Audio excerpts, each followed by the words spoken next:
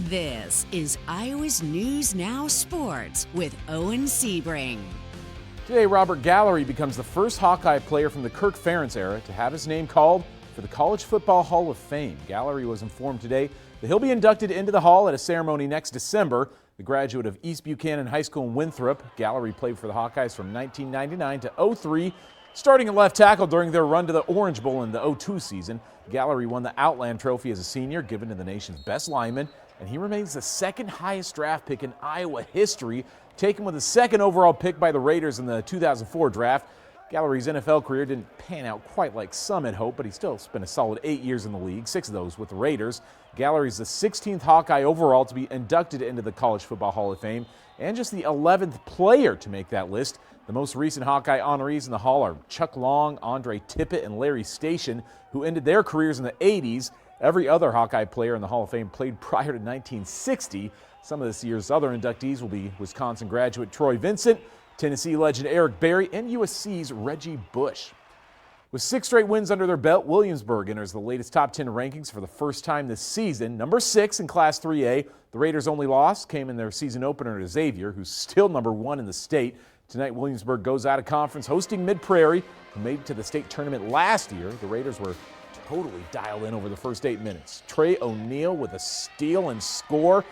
The Raiders only allowed 6 first-quarter points to Mid Prairie, but the Golden Hawks amp up their defense in the second quarter with a full-court press, and that flipped this game on its head.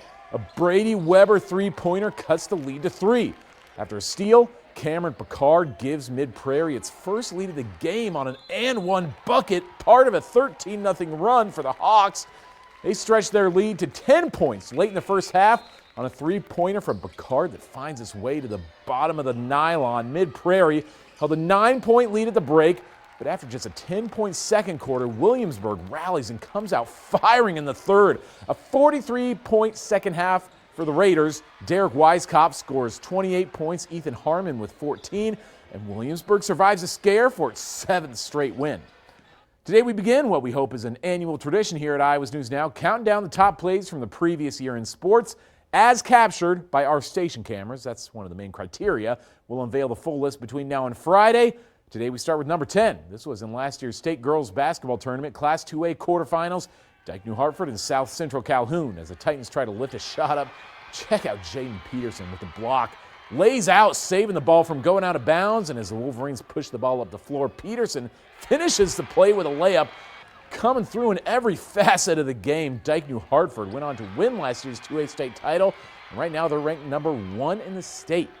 At number 9, less of a memorable play and more an historic moment in Iowa history. Crestwood senior Carter Fausick wins the 138-pound state title by a 7-1 decision to clinch his 4th career state championship, becoming just the 31st wrestler in Iowa history to accomplish that feat. He's the first wrestler from Crestwood to win 4 state titles, and Carter right now is on the Iowa State wrestling team. We're going to continue with the top 10 countdown tomorrow with numbers 8 and 7 during our 6, 9, and 10 o'clock shows. So for sports tonight, we're going to be right back with a final look at your weather.